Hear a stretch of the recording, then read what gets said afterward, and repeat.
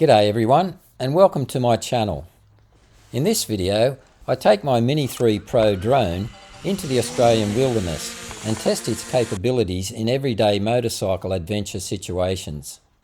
I'm not a drone reviewer, in fact this is my first drone, and I think you'll agree that the results it produces are absolutely amazing for such a small drone being controlled by a novice pilot.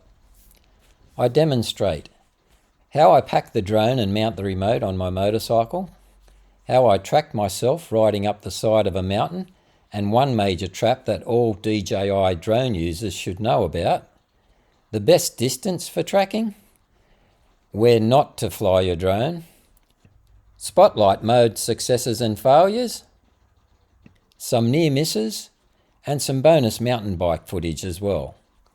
Please use the chapter markers to skip sections that are not relevant for your intended use. And feel free to comment below with a question or suggestion. Thank you. I'll quickly go back to the garage to demonstrate how I transport the drone and mount the RC on my motorcycle. I upgraded to a larger waterproof tank bag, which I had to mount back to front to better fit my standing riding position. That's actually the front and that's the rear of the bag. Okay, what's inside? So we've got the remote.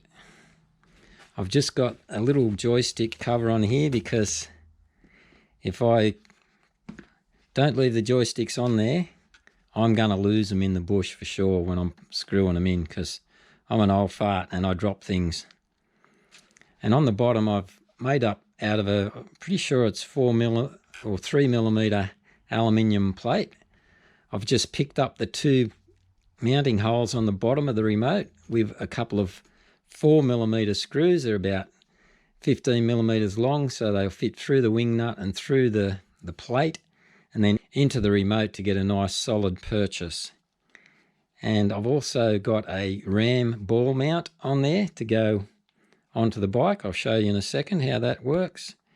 And also two holes here to mount a neck strap on the remote for when you're just walking around. So the neck strap just goes on there when you need it. Now to mount it on the bike, I've got a ram ball receptacle there and a little knuckle, ram knuckle I suppose you'd call it. Just put that down, get that started.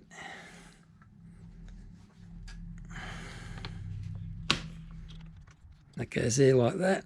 Now if you think you can get away without this setup, wait until you see me on the trail how much I rely on it to get things done.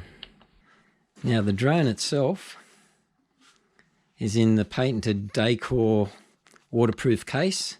Yeah, so it's quite sturdy in there. Of course homemade like everything I do. Take the drone out. It's just got exercise mat and sticky backed rubber to fill out the gaps so nothing's got any stress on it. Inside the gimbal cover I used the piece of foam that came with the drone so you can get the gimbal cover back on,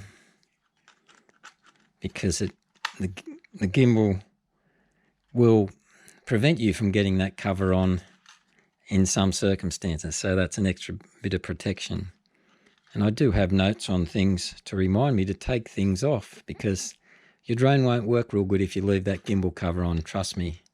My mate Andrew reckons I can get a nice flat screen TV in there, so something I'm working on in the future.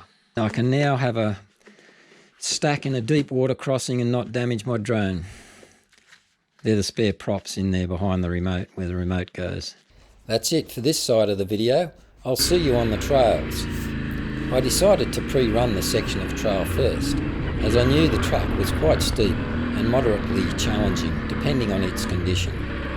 The last thing I wanted was a huge washout to deal with, just as my drone was threatening to return to home due to low battery. The trail looks fine. Let's go down and set the drone up. I think one of the most important skills you can learn for this type of hostile environment is the hand launch and hand catch landing techniques. There are plenty of YouTube videos on this, so I won't go into details here. Let's get some satellites. We've got 16, aim point updated.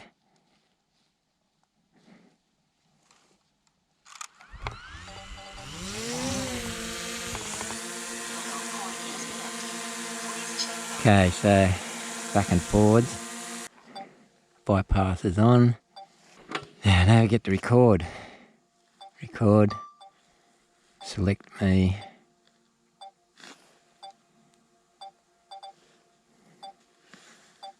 Active track. Normal. Go. Need to start the motorcycle.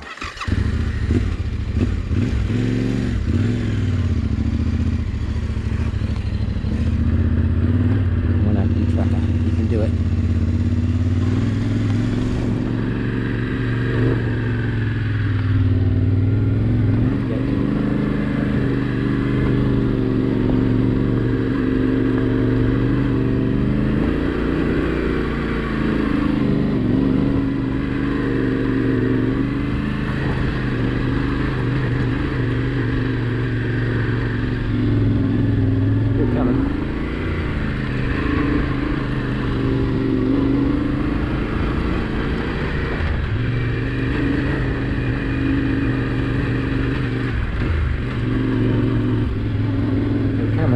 Catch up.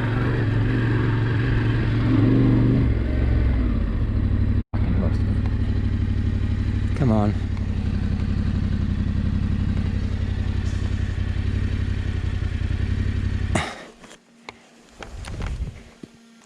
Oh, you're right there. You're a bit fucking high. Don't like the height.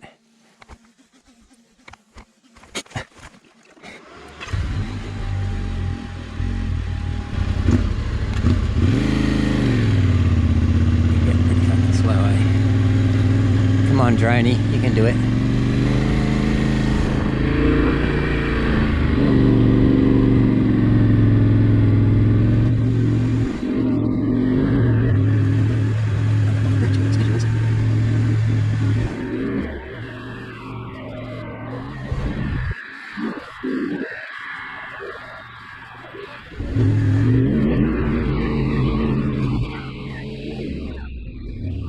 Keep up.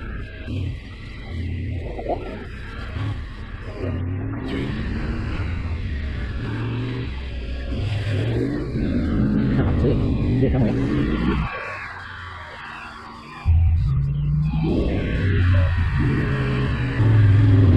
You do it. Lost me.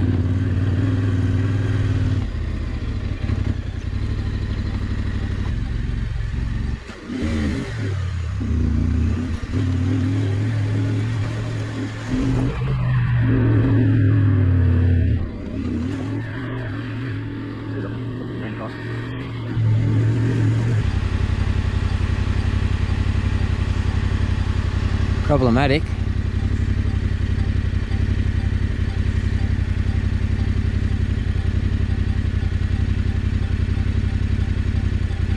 Oh, okay.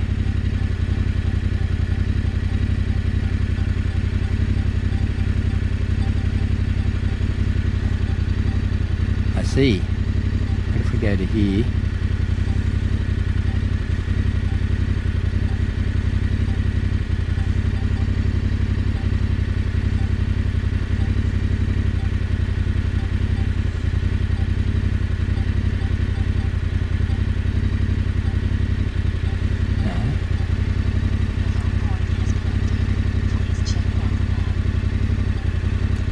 Oh, we might can turn around.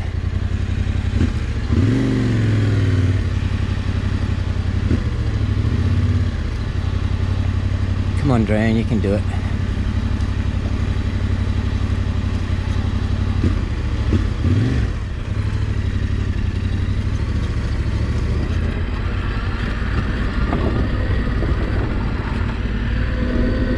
Come on, gimbal down, boy.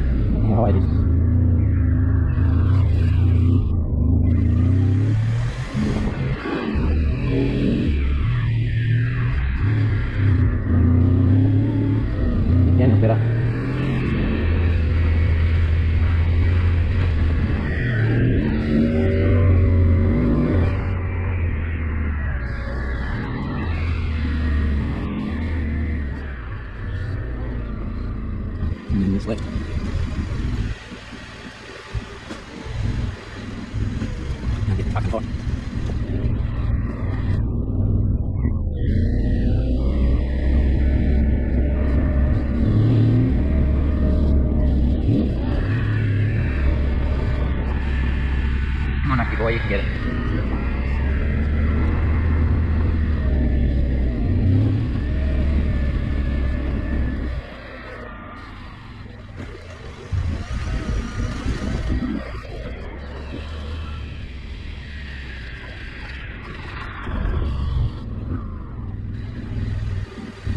Where the f did you go? You lost me, you stupid thing. Because I stopped. Flew straight over me f***ing head.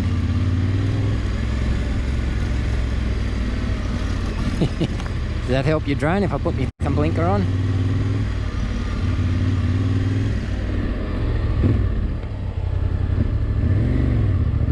There he is, I can see his shadow chasing me. 11 minutes left. She's going, I'm going to go for that quick. So yeah, I need some fucking batteries. There he is. Come back here, boy.